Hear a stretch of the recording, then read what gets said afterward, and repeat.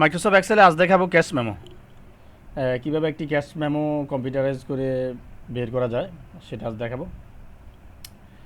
তাহলে চলুন শুরু করা যাক। আমি এখানে টেস্ট ইফেক্ট দিয়েছি। এইটাকে আমি একটু নমুনা করে এটাকে আমি স্যাম্পল হিসাবে তৈরি করে রেখেছি। ঠিক সেম জিনিসটা আপনাদের তৈরি করে আবার দেখাবো। তাহলে এখানে আমি একটা নাম দিলাম, তারপরে অ্যাড্রেস, তারপরে এখানে ক্যাশ মেমো। দেখুন ক্যাশ মেমোটা কিন্তু আমি টেক্সট বক্স দ্বারা নিয়েছি, এটা টেক্সট বক্স দ্বারাই ভালো হয়। তার আগে আমি যেটা করব, আগের সব কিছু ডিলিট করে দিয়ে, যেমন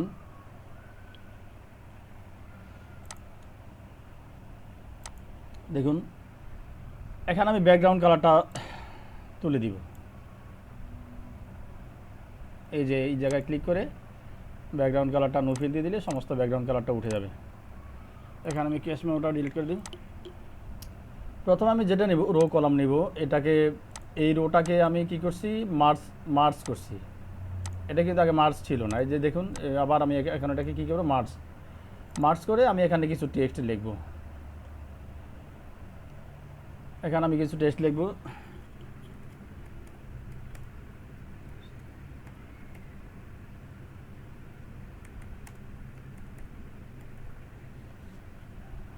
তারপর লিখলাম এখানে অ্যাড্রেস।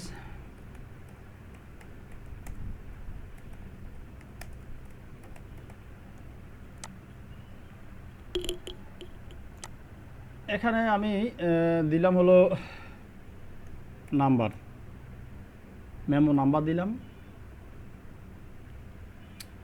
আর এই জায়গায় ডেটটা দিয়ে দিলাম।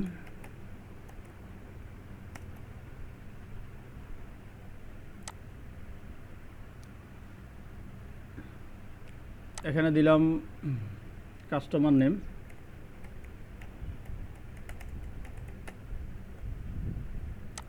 এখানে লিখে দিলে অ্যাড্রেস।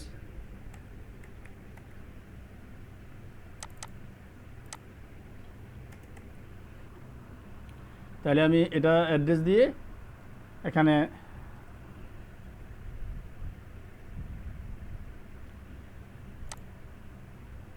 তারপরে এখানে লিখলাম এসএল নো। এই জায়গায় লিখলাম হলো ডেসক্রিপশান।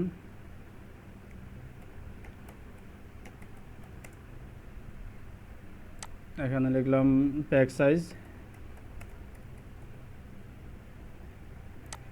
এখানে লিখলাম কোয়ান্টিটি। এই যে রেট, অ্যামাউন্ট টাকা। দেখুন আমি এর আগে এটাকে একটা ব্যাকগ্রাউন্ড কালার দিয়েছি।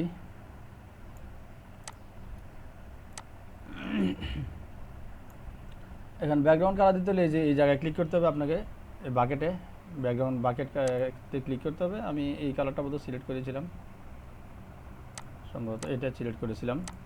তো আমি এখানে ক্যাশ মেমো লিখবো। তো ক্যাশ মেমোটা আমি এভাবেও লিখতে পারি, এখানে রো কলামের মাধ্যমে লিখতে পারি। আইদার আমি এখানে ইনসার্ট থেকে শেপে যাব, ইনসার্ট থেকে শেপে গিয়ে এখানে টেক্সট বক্স আছে, টেক্সট বক্স আমি এখানে রিসেন্টলি ইউজ টেক্সট বক্স, এই টেক্সট বক্সটা আমি নিব।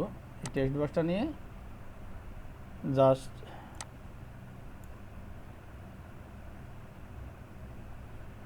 এই জায়গায় লিখে দিলাম কি, ক্যাশ মেমো।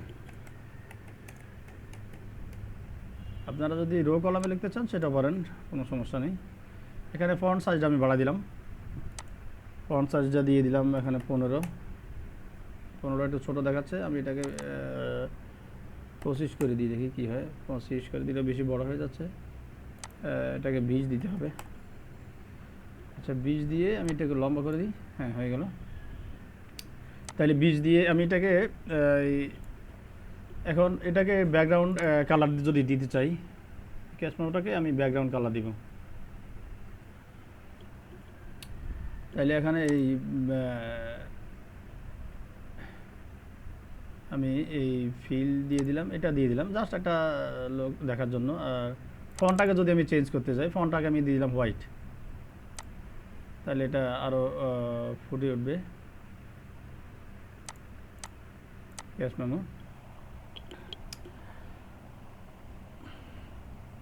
তারপর আসুন এখানে আমার সিরিয়াল নাম্বার 1 দিলাম, 1 দিয়ে একটা। আচ্ছা, তার আগে একটা কথা বলি, আমরা এখানে pack size, quantity, rate, total amount এই 3টা নিয়ে কাজ করব। অর্থাৎ কোয়ান্টিটি আর রেটটা নিয়ে আমরা এখানে কাজ করব। তাইলে ফর্মুলাটা কি হবে? ধরেন ইকুয়াল, আমরা আছি এখানে জি কলামে, আর রো আছি 10, রো আছি আমি 10, তাইলে ইকুয়াল G10 ইন্টু আমরা রেটের সাথে কোয়ান্টিটির গুণ করলে টোটাল অ্যামাউন্টটা বের হয়ে যাবে। তাহলে আমরা এইচ কলামে আছি, আমরা দেখুন এইচ কলামে আছি, এইচ কলামে আছি আর হলো 10 রোতে আছি। তাহলে G10 ইন্টু H10 দিলেই এই আমাদের এটা ইয়াটা বের হয়ে যাবে।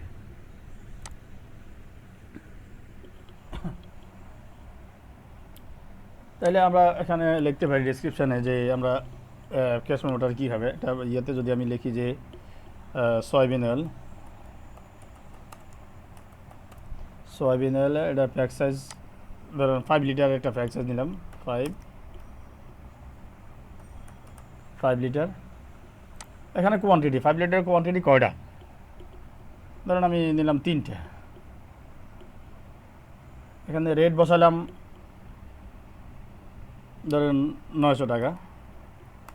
রেট বসানোর সঙ্গে সঙ্গে 3 নং 27, এই 2700 টাকা অটোমেটিকলি এখানে সেই ক্যালকুলেশান করে আমাকে দেখাচ্ছি। তাইলে এটাকে আমি এখানে বসাবো, এগুলোতে মানে যখন আমি ফর্মুলাটা বসাবো সবগুলোকে ধরবে। তাইলে আমি না বসিয়ে কীভাবে কাজ করব, কপি করে আমি এগুলোকে কাজ করব। কপি করে আমি এটাকে কপি করে এই ডান দিকে যখন প্লাস চিহ্ন আসবে, দেখুন ডান দিকে প্লাস চিহ্ন আসছে, এখন আপনি নিচের দিকে টান দিলে এটা কপি হয়ে গেল। এখন আপনি ভ্যালু দিবেন আর টাকা যোগ হয়ে যাবে, ভ্যালু দেওয়ার সঙ্গে সঙ্গে টাকা যোগ হয়ে যাবে। দেখুন আমি দেখাচ্ছি, সিরিয়াল 2 দিলাম আমি হলো রাইস, সে দিলাম হলো এখানে এটা 25 কেজির প্যাক যদি হয়, আমি যদি এখানে 2 প্যাক নিই,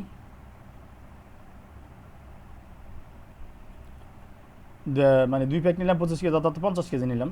এখানে 25 কেজি লিখে দিলে এখানে আমি 25 কেজি লিখে দিই।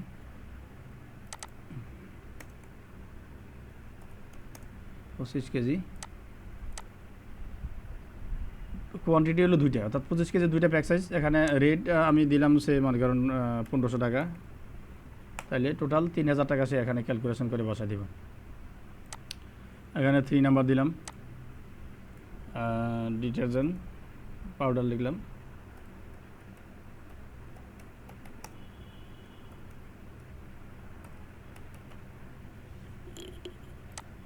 ডিটারজেন্ট পাউডার এটা 1 কেজি প্যাক, আমি এখানে 4টা প্যাক নিলাম। রেট হলো মনে করেন 120 টাকা। তাহলে আমি ট্যাব অথবা এন্টার চাপার সাথে সাথে ক্যালকুলেশন করে দেখাবে আমাকে। এখানে ধরুন আমি আর কিছু নিলাম না, আমার এই 3টে সদাই আমি নিলাম। তাহলে এই 3টে সদাইকে আমি এখানে এই জায়গায় এখানে আমি সাব টোটাল করব। তাহলে এখানে লিখে আমি সাব টোটাল,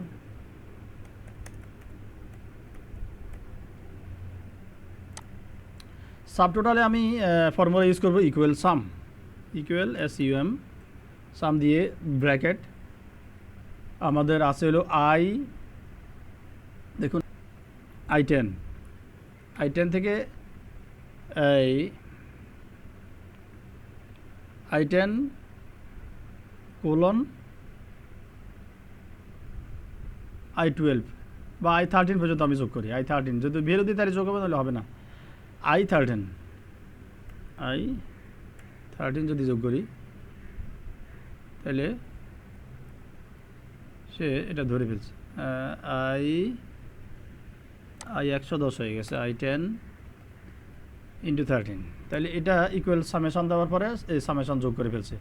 দেখুন সামেশনটা আমি কি দিলাম, এই যে এখানে ফর্মুলা বারে শো করছে, এখানে একটু অস্পষ্ট, যে কারণে আমি এটা আবার ফর্মুলা বারে আপনাদের দেখাচ্ছি। যে এখানে দেখুন ইকুয়াল সাম first bracket I10 colon I13।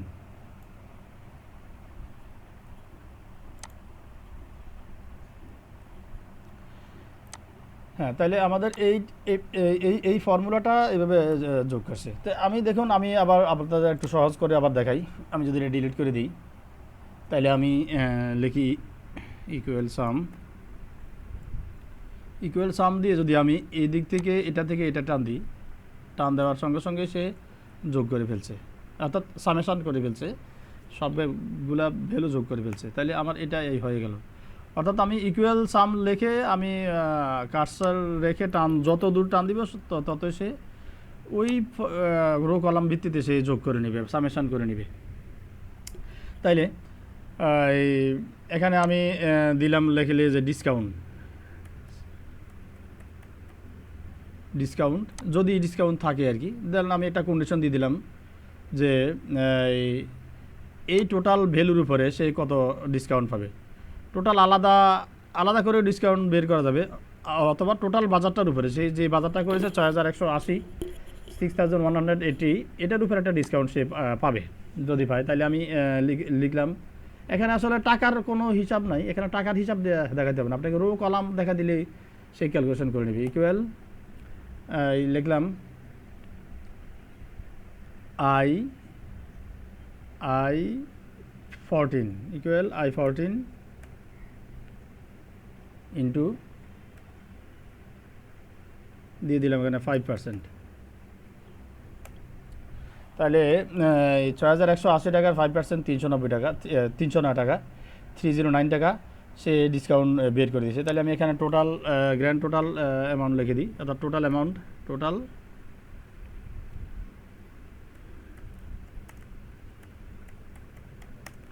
টাকা। এখন এই টোটাল অ্যামাউন্ট টাকাটাকে কী করব, এটা থেকে আমি এটা বাদ দিব, যেহেতু ডিসকাউন্টটা আমি পাইছি, তাহলে ডিসকাউন্ট ভ্যালুটা বাদ দিতে হবে সোজা। আবার এখানে ইকুয়াল, এই যে আমি এখন রো কলাম না লিখেই আমি দেখা দিব, জাস্ট শুধু আমি রো কলাম না লিখেই দেখা দিব। ইকুয়াল I14 ক্লিক করলাম, ইন্টু I14 মাইনাস দিলাম হলো I15। তাহলে দেখুন এখানে সেই ক্যালকুলেশন করে বসাই দিল যে এই ভ্যালুটা থেকে এই ভ্যালুটা বাদ দিয়ে সে বসাই দিছে। এখানে আমি এটা বোল্ড করে রেখেছিলাম, তাহলে বোল্ডটা তুলে দিই, এবং বোল্ড এবং আন্ডারলাইন এগুলো আমি এখনই দেখাবো আপনাদের। তাহলে আমার এটা টোটাল ক্যাশ মেমো তৈরি হয়ে গেল, এবং ক্যাশ মেমোর সাথে অ্যাকচুয়ালি আপনাদের ফর্মুলা দেখানোই আমার উদ্দেশ্য ছিল। তো এখানে এটাকে আমি বোল্ড করে দিই, যেহেতু এটা টোটাল ভ্যালু। তো নিচে একটা ক্লোজিং দেখা যাচ্ছে, দেখুন নিচে একটা ক্লোজিং দেখা যাচ্ছে। এই ক্লোজিংটা ডাবল আন্ডারলাইন দিয়ে আমি করে রেখেছি। তাহলে এই জায়গায় ক্লিক করুন, এই জায়গায় ক্লিক করার পর, এখানে ক্লিক করার পর এই যে আসুন আন্ডারলাইনটা যদি আমি এখানে নাম দিয়ে দিই, তুলে দিই, তাহলে এখানে আন্ডারলাইন থাকবে না, যেহেতু এটা ক্যাশ মেমোর ক্লোজিং। তাহলে এটা আমি এখানে আন্ডারলাইনটা সিলেক্ট করে ডাবল আন্ডারলাইন দিয়ে দিলাম।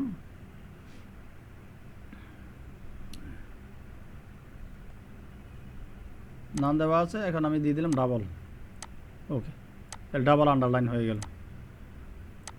এখানে যদি আমি একটু ঢক করতে চাই, তাহলে এখানে ব্যাকগ্রাউন্ড কালারটা আমি একটু চেঞ্জ করে অন্য একটা কালার দিয়ে দিই, বা আমি এখানেও একটা এই সেম কালারটাই দিয়ে দিলাম, ঠিক আছে। তাহলে এটা একটা ক্যাশ মেমো হয়ে গেল। এখানে একটু বাকি আছে, সেটা হলো দোকানদার অনেক সময় লেখে যে কাস্টমার সিগনেচার,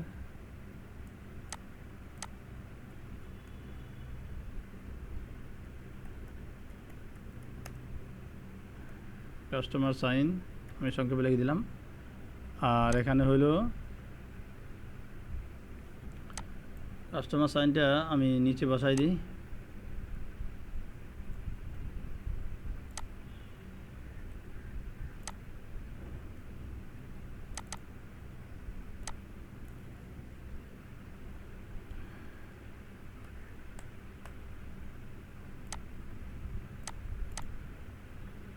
আর এখানে হবে সেলার সাইন।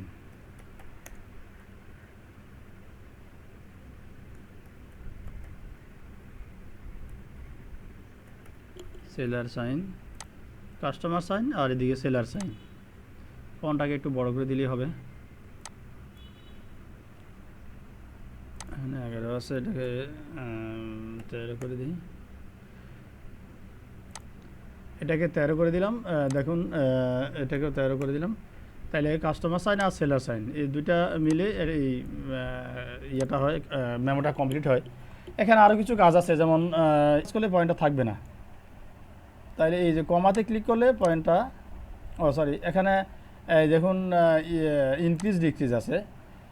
ডিক্রিজে যদি আমি ক্লিক করি, ডিক্রিজে ক্লিক করলে আমার এই শূন্যটা চলে যাবে। এখন যদি আমি দশমিক না রাখতে চাই, তাহলে এটা অনেক সময় যেহেতু টাকার ভ্যালু, দশমিক রাখাই উত্তম। এখানে দশমিক আছে। এখানে যদি আমি পয়সা হইতো তাহলে এখানে পয়সা এখানে শো করতো। দেখুন আমি যদি এখানে আমি রেটটা 900 এখানে আমি পয়েন্ট করে দিই, এখানে আমি এই কমা দিলেই এটা পয়েন্ট হয়ে যাবে। দেখুন এখানে কমা আছে, এই কমা দিলে এটা পয়েন্ট হয়ে যাবে ফর্মুলাটা। তো এখানে যদি আমি 900 লিখি, 900.50 তাহলে দেখুন এখানে চেঞ্জ হয়ে ভ্যালু চেঞ্জ হয়ে গেল। এখানে 227 টাকা 50 পয়সা হয়ে গেছে। ছিল 2700 টাকা, 1.5 টাকা যোগ হয়ে গেছে। তাহলে এখানে এই আরও কিছু কাজ আছে,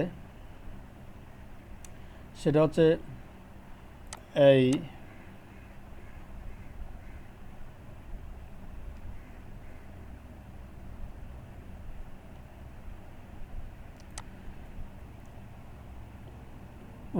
র্যাপ টেস্ট। র্যাপ টেস্টের কাজটা যেহেতু আমার মনে হয়েছে আপনাদের যে র্যাপ টেস্ট কাজটা দেখাই দিই। দেখুন আমার ডিটারজেন্ট পাউডার যদি আমি এখানে একটু বড় করি, এই লেখাটাকে যদি আমি বড় করি, লেখাটা ছোটো হয়ে গেছে আসলে, আপনারা দেখতে একটু অসুবিধা হচ্ছে। লেখাটাকে যদি আমি বড় করি